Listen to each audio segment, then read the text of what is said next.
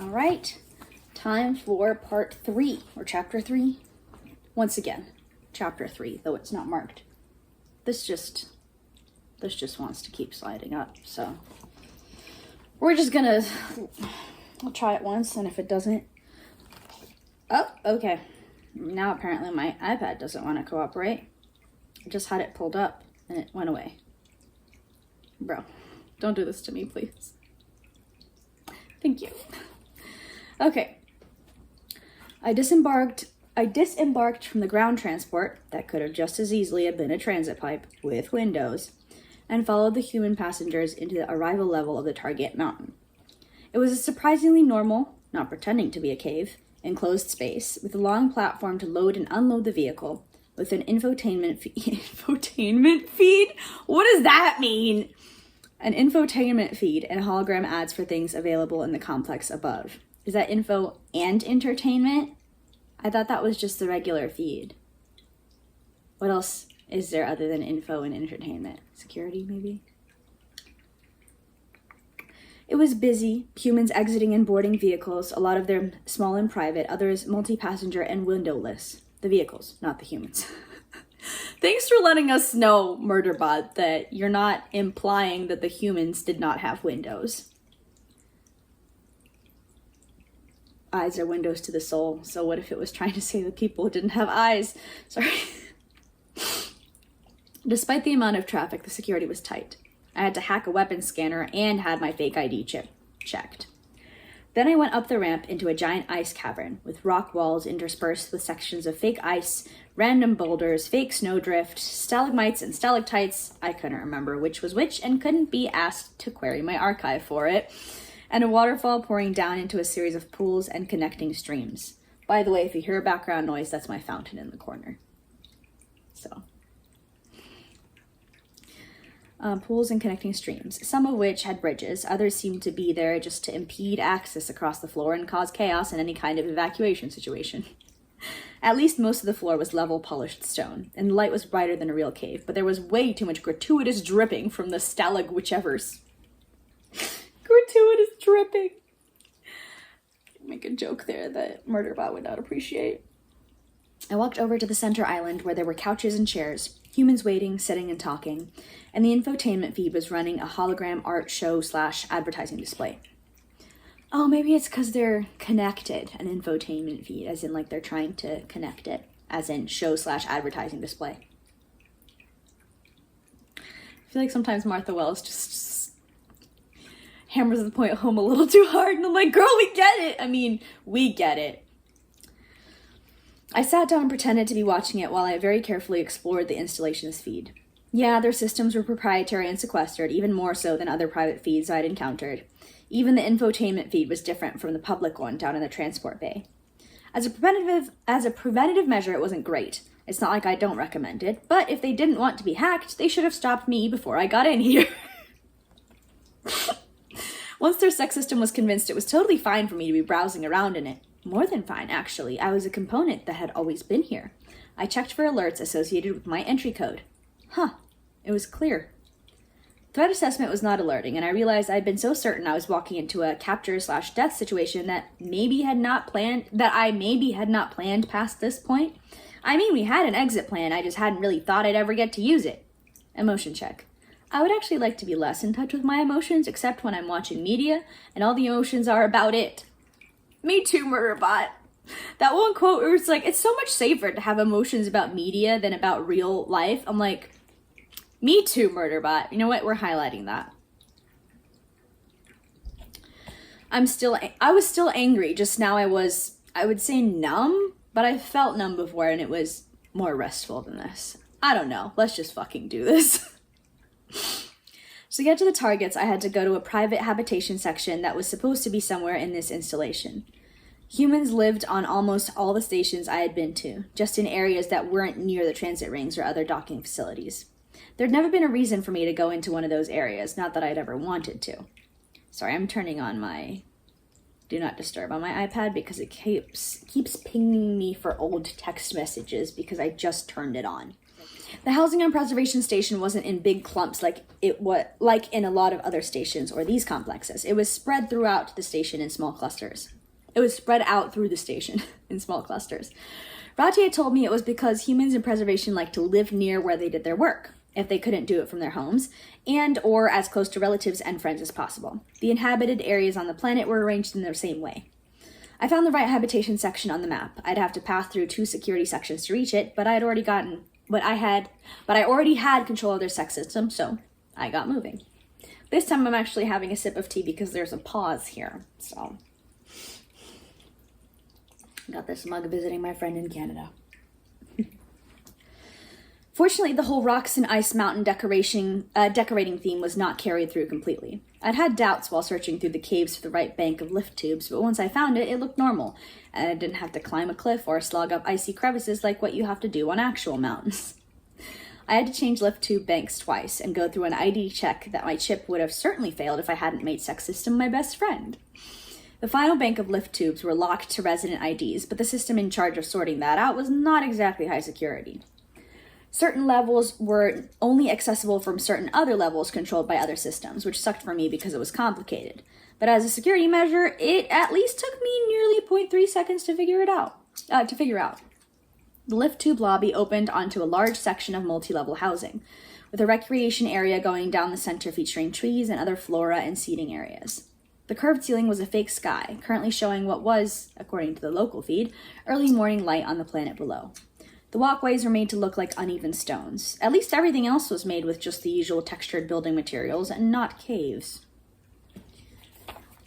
I'm gonna switch hands. Still no security alerts. The trees were blocking the view of most of the section, but I was in the feed for the cameras and couldn't see any suspiciously nervous or alert groups of hostiles loitering anywhere. There wasn't much loitering going on at all. All the humans visible were obviously heading towards homes or the accesses to the lift tube lobby, and all the body language was reading to threat assessment as non-hostile. A few delivery bots and security drones were in range, but I had changed my pings so if they scanned me, all they would see was another bot who was supposed to be here. Okay then.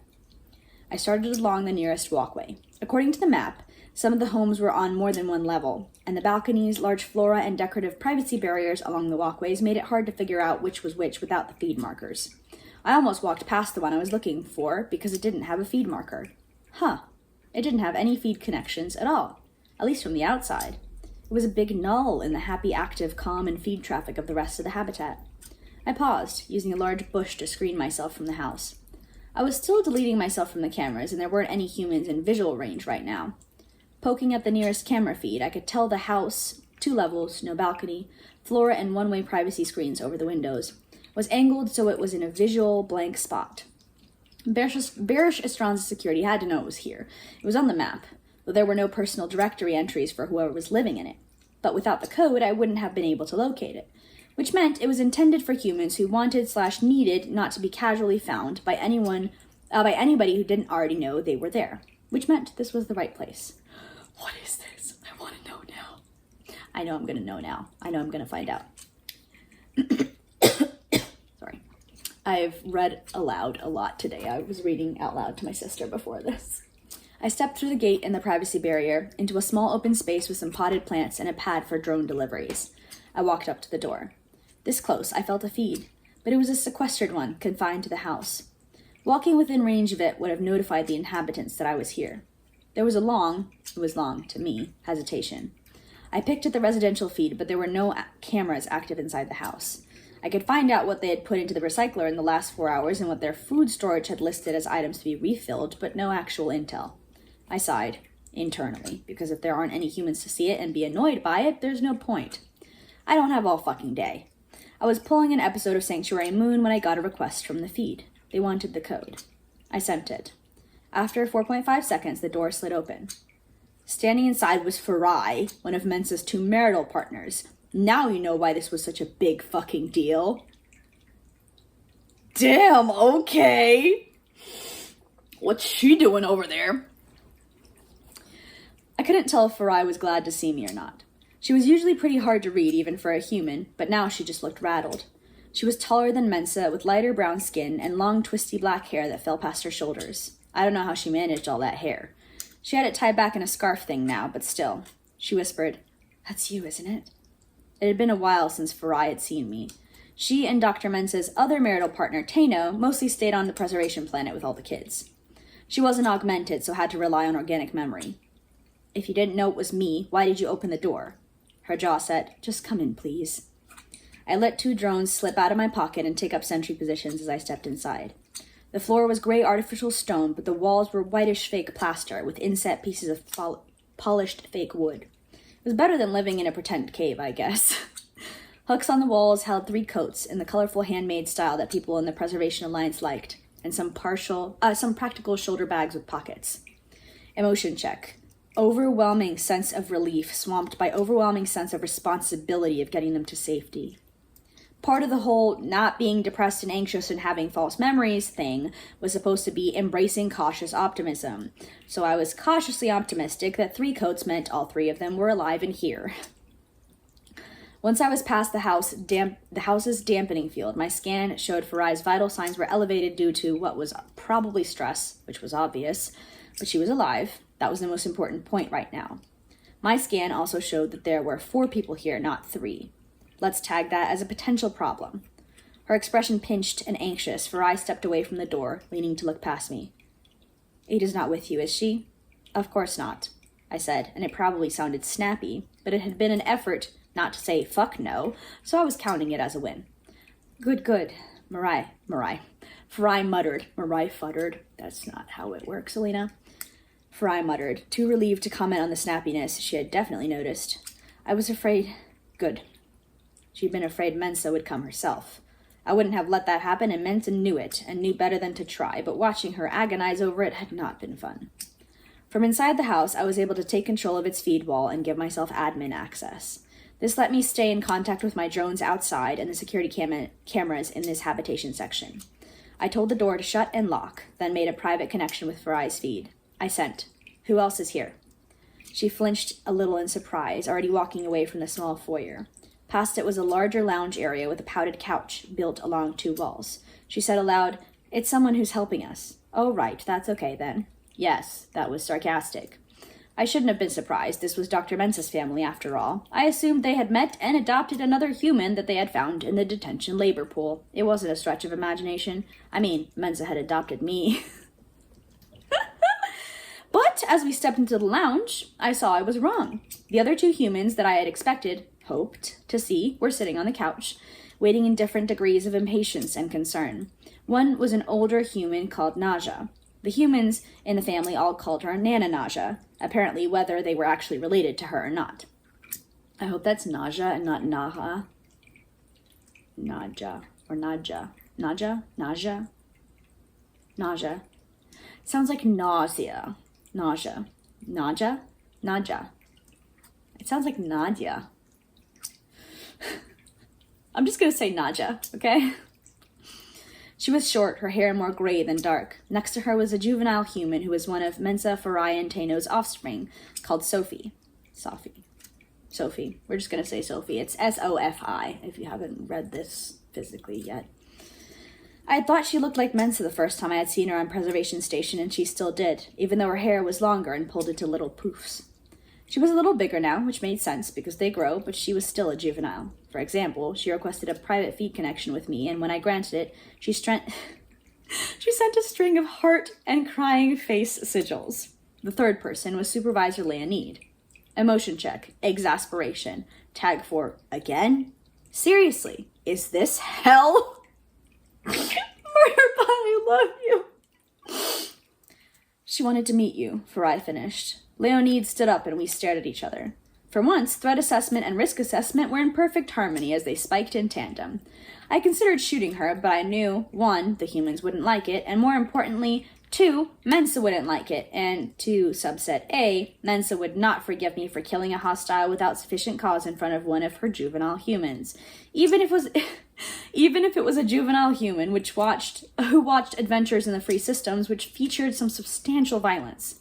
But the big thing in favor of not shooting her was, 1, Mensa's humans showed no signs of wounds or other damage, their clothes were clean, and while stressed and agitated, their body language didn't register as afraid. 2, Leonid was unarmed, and read as appalled to see me as I was to see her. Did she feel like she was in hell too? I hope so. I love Murderbutt's inner monologue of absolute scathing sarcasm.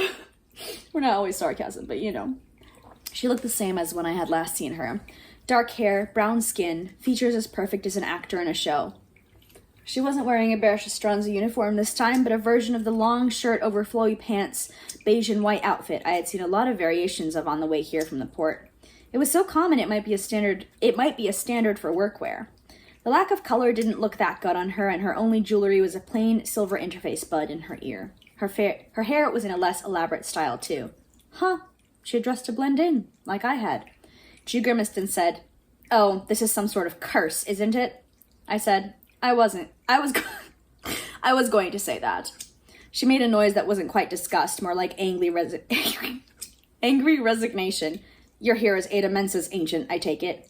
No, I just dropped by to say hello. I'd already blocked any feed or comm access Leonid might have had, though scan didn't detect any open or dormant channels. But if she was the one who had set up this house, she would have the same signal access through the feed walls that I'd given myself in my drones. Leonid flicked a look at Farai as if expecting her to break in. Farai, who had moved to sit next to Nadja and Sophie, did not break in. Her expression was firmly neutral. I could tell now that she was relieved I was here, if not actually glad that I was me, if you get what I mean. It was also the kind of relief that was adjacent to, this shit is now someone else's problem. Sophie was watchful and guarded. Nadja's expression was forbidding. I wasn't sure who it was aimed at. Nadja always looked like that when I was around. Leonid's mouth twisted a little in displeasure. She had always had trouble actually understanding that I was not just a puppet for my humans. It was her only weakness as far as I could tell. She recovered and said, "I'm here to make a deal." "Of course you are," I said. "Corporates always want to make a deal when they don't already own you." I needed more intel. I need to speak to my clients in private. Leonid eyed me, and then Farai again, who didn't react except to fold her arms, making it clear that I was the one Leonid had to negotiate with. My relationship with most of Mensa's family was weird and complicated. Dr. Bharadwaj said that they don't really get my personality, but they knew that I'd kill anyone who tried to hurt Mensa or any of them. Bharadwaj said they had trouble reconciling that on a personal and cultural level, but Farai knew Mensa had sent me here and she trusted Mensa.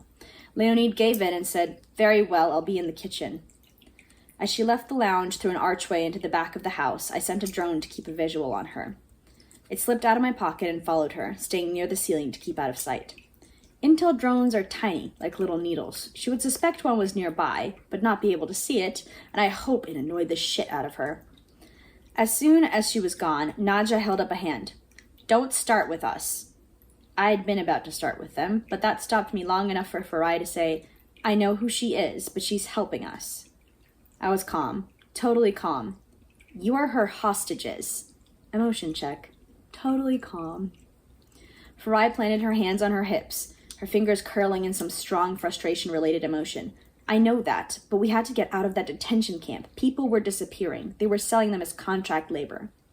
Sophie shifted uneasily and said, "First, Mom, you did great. We weren't scared at all."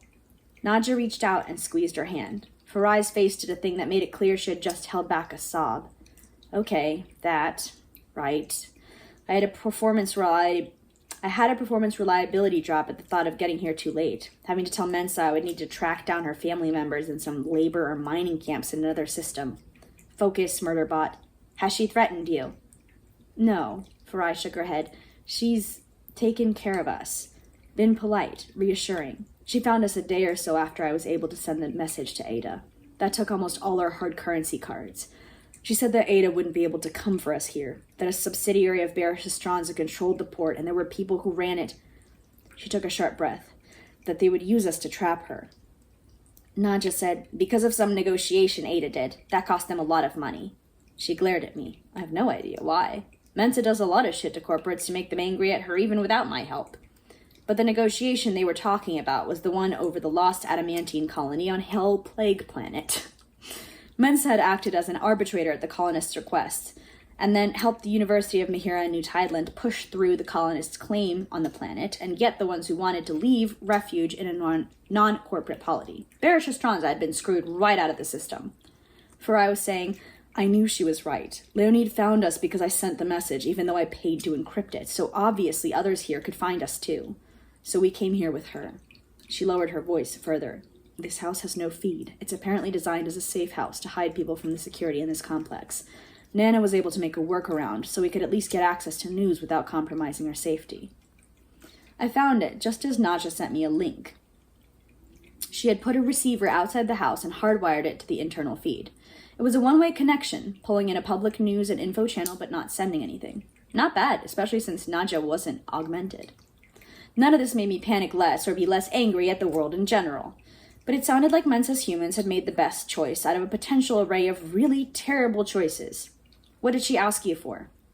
To meet Ada's agent, whoever she sent for us. Farai looked up and made an open-handed gesture. She's checked on us a few times since she brought us to this house, but today she came early and said someone was on the way. She didn't tell us who. She frowned thoughtfully. She didn't know it was you, did you? She didn't know it would be you, did she? Probably not.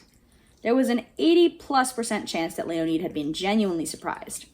I had added some code to my body language evaluation functions to account for her specifically. And that was good, potentially. It meant when I used the entry code at the port, it had alerted her, but no other security measure had activated, or if it hadn't got me on video. You always assume there's a security measure you haven't jammed yet. You always have contingency plans. I wish I had a fucking contingency plan. Murder bot! Sophie contributed, I knew Second Mom would send you. She sent me an affirmative gesture. Sigil. So that was one vote in favor of me. Via our private connection, Sophie added, Leonid told us not to leave the house unless we wanted to get caught and thrown back in the camp. I tried to come up with a disguise, but all I had was face camo and no one else on the street was wearing it, so I didn't think it was a good idea. No, I told her silently. No, not a good idea. If you know Amina, you might wonder if all Mensa's kids are like this. Yes, they are. I said aloud, that's all? Just to meet whoever came for you? Farai's mouth set in a grim line. Yes, she hasn't told us what she wants to ask for.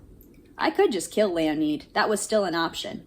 I was watching her via my drone in the kitchen. She stood next to the food-making machines built into the walls, arms folded, her expression opaque.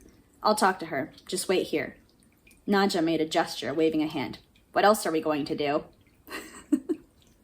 I love Nadja. We love Nana Nadja already. Oh, I turned it upside down, so turning it off is on the top now. Okay, until next time.